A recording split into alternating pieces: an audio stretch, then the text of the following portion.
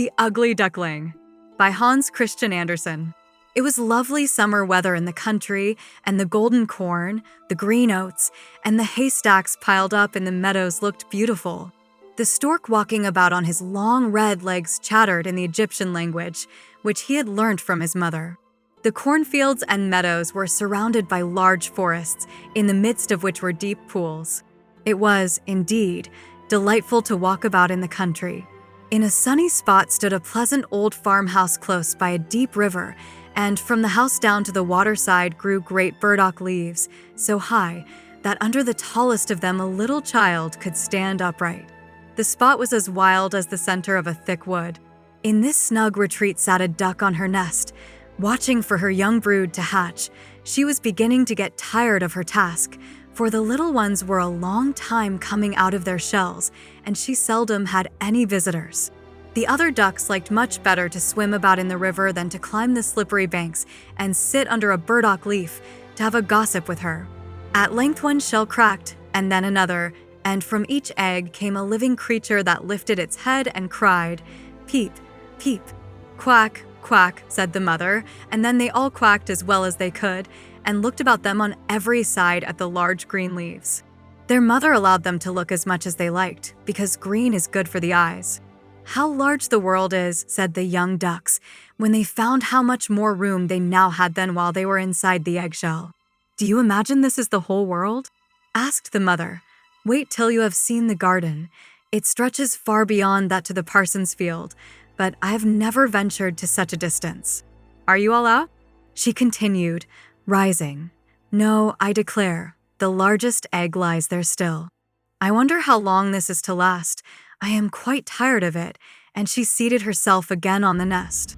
"Well, how are you getting on?" asked an old duck who paid her a visit. "One egg is not hatched yet," said the duck. "It will not break. But just look at all the others. Are they not the prettiest little ducklings you ever saw? They are the image of their father, who is so unkind. He never comes to see." "Let me see the egg that will not break," said the duck. "I have no doubt it is a turkey's egg. I was persuaded to hatch some once, and after all my care and trouble with the young ones, they were afraid of the water. I quacked and clucked, but all to no purpose. I could not get them to venture in. Let me look at the egg. Yes, that is a turkey's egg. Take my advice, leave it where it is and teach the other children to swim." "I think I will sit on it a little while longer," said the duck. "As I have sat so long already, a few days will be nothing." "Please yourself," said the old duck, and she went away. At last the large egg broke, and a young one crept forth crying, "Peep, peep." It was very large and ugly. The duck stared at it and exclaimed, "It is very large and not at all like the others. I wonder if it really is a turkey. We shall soon find it out, however, when we go to the water. It must go in if I have to push it myself." On the next day the weather was delightful, and the sun shone brightly on the green burdock leaves, so the mother duck took her young brood down to the water and jumped in with a splash. "Quack, quack," cried she, and one after another the little ducklings jumped in. The water closed over their heads, but they came up again in an instant and swam about quite prettily with their legs paddling under them as easily as possible, and the ugly duckling was also in the water swimming with them. "Oh," said the mother, "that is not a turkey. How well he uses his legs, and how upright he holds himself. He is my own child, and he is not so very ugly after all if you look at him properly. Quack, quack. Come with me now. I will take you into grand society and introduce you to the farmyard, but you must keep close to me or you may be trodden upon, and, above all, beware of the cat." When they reached the farmyard, there was a great disturbance. 2 families were fighting for an eel's head, which, after all, was carried off by the cat. "See, children, that is the way of the world," said the mother duck, wetting her beak, for she would have liked the eel's head herself. "Come, now, use your legs, and let me see how well you can behave. You must bow your heads prettily to that old duck yonder. She is the highest born of them all, and has Spanish blood, therefore she is well off. Don't you see she has a red flag tied to her leg, which is something very grand, and a great honor for a duck. It shows that everyone is anxious not to lose her, as she can be recognized both by man and beast. Come. Now, don't turn your toes. A well-bred duckling spreads his feet wide apart, just like his father and mother, in this way. Now bend your neck and say quack. The ducklings did as they were bid, but the other duck stared and said, Look, here comes another brood, as if there were not enough of us already. And what a queer-looking object one of them is. We don't want him here. And then one flew out and bit him in the neck. Let him alone, said the mother. He is not doing any harm. Yes, but he is so big and ugly, said the spiteful duck, and therefore he must be turned out. The others are very pretty children, said the old duck, with the rag on her leg. All but that one. I wish his mother could improve him a little. That is impossible, your grace, replied the mother. He is not pretty, but he has a very good disposition and swims as well, or even better than the others. I think he will grow up pretty and perhaps be smaller. He has remained too long in the egg, and therefore his figure is not properly formed.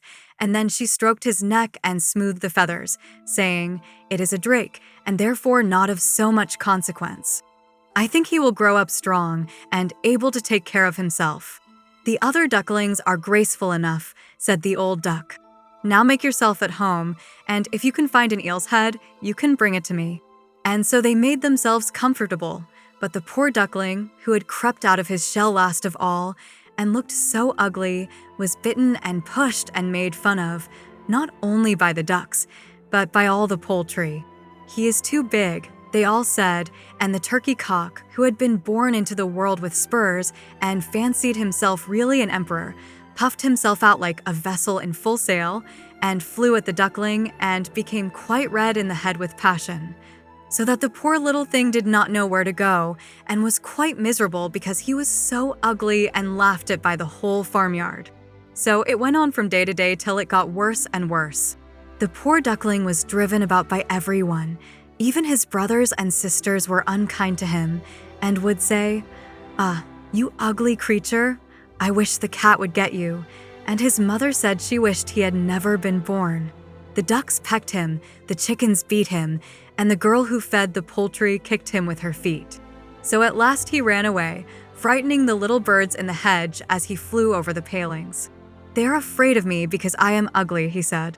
So he closed his eyes and flew still farther until he came out on a large moor inhabited by wild ducks. Here he remained the whole night, feeling very tired and sorrowful. In the morning, when the wild ducks rose in the air, they stared at their new comrade. What sort of a duck are you? They all said, coming round him. He bowed to them and was as polite as he could be, but he did not reply to their question. You are exceedingly ugly, said the wild ducks, but that will not matter if you do not want to marry one of our family. Poor thing. He had no thoughts of marriage. All he wanted was permission to lie among the rushes and drink some of the water on the moor. After he had been on the moor 2 days, there came 2 wild geese, or rather goslings, for they had not been out of the egg long and were very saucy. Listen, friend, said one of them to the duckling, you are so ugly that we like you very well. Will you go with us and become a bird of passage? Not far from here is another moor in which there are some pretty wild geese, all unmarried. It is a chance for you to get a wife. You may be lucky, ugly as you are. Pop, pop, sounded in the air, and the 2 wild geese fell dead among the rushes, and the water was tinged with blood. Pop, pop, echoed far and wide in the distance, and whole flocks of wild geese rose up from the rushes. The sound continued from every direction, for the sportsmen surrounded the moor, and some were even seated on branches of trees, overlooking the rushes. The blue smoke from the guns rose like clouds over the dark trees, and as it floated away across the water, a number of sporting dogs bounded in among the rushes, which bent beneath them wherever they went. How they terrified the poor duckling! He turned away his head to hide it under his wing, and at the same moment a large, terrible dog passed quite near him. His jaws were open, his tongue hung from his mouth, and his eyes glared fearfully. He thrust his nose close to the duckling, showing his sharp teeth, and then, splash, splash, he went into the water without touching him. Oh, sighed the duckling, how thankful I am for being so ugly. Even a dog will not bite me. And so he lay quite still while the shot rattled through the rushes and gun after gun was fired over him. It was late in the day before all became quiet, but even then the poor young thing did not dare to move. He waited quietly for several hours and then, after looking carefully around him, hastened away from the moor as fast as he could. He ran over field and meadow till a storm arose, and he could hardly struggle against it. Towards evening, he reached a poor little cottage that seemed ready to fall and only remained standing because it could not decide on which side to fall first. The storm continued so violent that the duckling could go no farther. He sat down by the cottage, and then he noticed that the door was not quite closed in consequence of one of the hinges having given way. There was therefore a narrow opening near the bottom large enough for him to slip through, which he did very quietly, and got a shelter for the night. A woman, a tom-cat, and a hen lived in this cottage. The tom-cat, whom the mistress called my little son, was a great favorite. He could raise his back and purr, and could even throw out sparks from his fur if it were stroked the wrong way. The hen had very short legs, so she was called Chickie Shortlegs. She laid good eggs, and her mistress loved her as if she had been her own child. In the morning, the strange visitor was discovered, and the tom-cat began to purr and the hen to cluck. "What is that noise about?" said the old woman, looking around the room, but her sight was not very good. Therefore, when she saw the duckling, she thought it must be a fat duck that had strayed from home. "Oh, what a prize!" she exclaimed. "I hope it is not a drake, for then I shall have some duck's eggs. I must wait and see." So the duckling was allowed to remain on trial for 3 weeks, but there were no eggs. Now the tom-cat was the master of the house, and the hen was mistress, and they always said, "We and the world," for they believed themselves to be half the world, and the better half too. The duckling thought that others might hold a different opinion on the subject, but the hen would not listen to such doubts. "Can you lay eggs?" she asked. "No." "Then have the goodness to hold your tongue." "Can you raise your back, or purr, or throw out sparks?" said the tom-cat. "No." "Then you have no right to express an opinion when sensible people are speaking." So the duckling sat in a corner, feeling very low-spirited, till the sunshine and the fresh air came into the room through the open door, and then he began to feel such a great longing for a swim on the water that he could not help telling the hen. "What an absurd idea," said the hen. "You have nothing else to do. Therefore you have foolish fancies. If you could purr or lay eggs, they would pass away." "But it is so delightful to swim about on the water," said the duckling, "and so refreshing to feel it close over your head while you dive down to the bottom." "Delightful, indeed," said the hen. "Why, you must be crazy. Ask the cat, he is the cleverest animal I know. Ask him how he would like to swim about on the water, or to dive under it, for I will not speak of my own opinion. Ask our mistress, the old woman. There is no one in the world more clever than she is. Do you think she would like to swim, or to let the water close over her head?" "You don't understand me," said the duckling. "We don't understand you? Who can understand you, I wonder? Do you consider yourself more clever than the cat or the old woman?" "I will say nothing of myself. Don't imagine such nonsense, child, and thank your good fortune that you have been received here. Are you not in a warm room, and in society from which you may learn something? But you are a chatterer, and your company is not very agreeable. Believe me, I speak only for your own good. I may tell you unpleasant truths, but that is a proof of my friendship. I advise you, therefore, to lay eggs and learn to purr as quickly as possible." "I believe I must go out into the world again," said the duckling. "Yes, do," said the hen. So the duckling left the cottage and soon found water on which it could swim and dive, but was avoided by all other animals because of its ugly appearance. Autumn came, and the leaves in the forest turned to orange and gold. Then, as winter approached, the wind caught them as they fell and whirled them in the cold air. The clouds, heavy with hail and snowflakes, hung low in the sky, and the ravens stood on the ferns crying, "Croak, croak." It made one shiver with cold to look at him. All this was very sad for the poor little duckling. One evening, just as the sun set amid radiant clouds, there came a large flock of beautiful birds out of the bushes. The duckling had never seen any like them before. They were swans, and they curved their graceful necks, while their soft plumage shone with dazzling whiteness. They uttered a singular cry as they spread their glorious wings and flew away from those cold regions to warmer countries across the sea. As they mounted higher and higher in the air, the ugly little duckling felt quite a strange sensation as he watched them. He whirled himself in the water like a wheel, stretched out his neck towards them, and uttered a cry so strange that it frightened himself. Could he ever forget those beautiful, happy birds? And when at last they were out of his sight, he dived under the water and rose again almost beside himself with excitement. He knew not the names of these birds, nor where they had flown, but he felt towards them as he had never felt for any other bird in the world. He was not envious of these beautiful creatures, but wished to be as lovely as they. Poor ugly creature, how gladly he would have lived even with the ducks had they only given him encouragement. The winter grew colder and colder. He was obliged to swim about on the water to keep it from freezing, but every night the space on which he swam became smaller and smaller. At length it froze so hard that the ice in the water crackled as he moved, and the duckling had to paddle with his legs as well as he could to keep the space from closing up. He became exhausted at last and lay still and helpless, frozen fast in the ice. Early in the morning, a peasant who was passing by saw what had happened. He broke the ice in pieces with his wooden shoe and carried the duckling home to his wife. The warmth revived the poor little creature, but when the children wanted to play with him, the duckling thought they would do him some harm, so he started up in terror, fluttered into the milk pan, and splashed the milk about the room. Then the woman clapped her hands, which frightened him still more.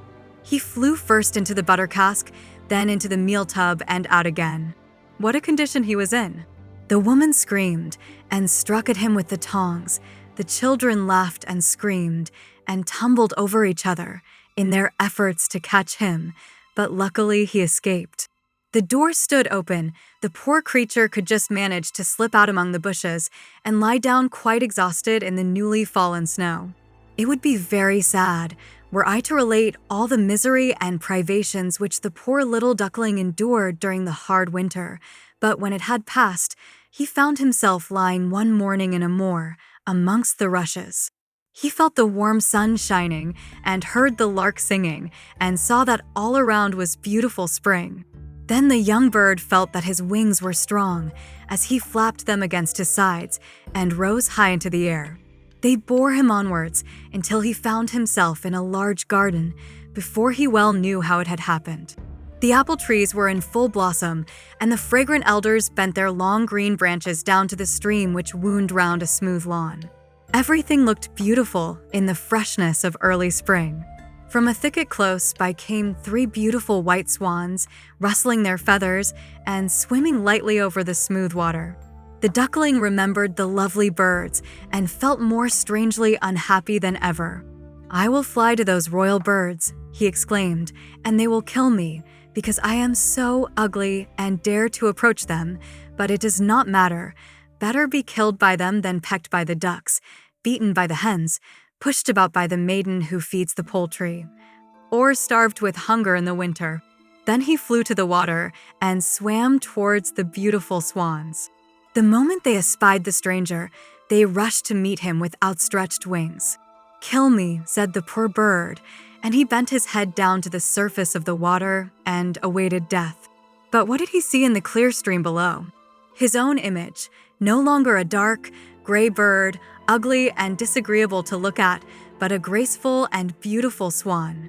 To be born in a duck's nest, in a farmyard, is of no consequence to a bird if it is hatched from a swan's egg. He now felt glad at having suffered sorrow and trouble because it enabled him to enjoy so much better all the pleasure and happiness around him, for the great swans swam round the newcomer and stroked his neck with their beaks as a welcome. Into the garden presently came some little children and threw bread and cake into the water. "See," cried the youngest, "there is a new one," and the rest were delighted and ran to their father and mother, dancing and clapping their hands and shouting joyously, "There is another swan come, a new one has arrived." Then they threw more bread and cake into the water and said, The new one is the most beautiful of all. He is so young and pretty." And the old swans bowed their heads before him. Then he felt quite ashamed and hid his head under his wing, for he did not know what to do. He was so happy and yet not at all proud. He had been persecuted and despised for his ugliness, and now he heard them say he was the most beautiful of all the birds. Even the elder tree bent down its boughs into the water before him, and the sun shone warm and bright. Then he rustled his feathers, curved his slender neck, and cried joyfully from the depths of his heart, "I never dreamed of such happiness as this, while I was an ugly duckling."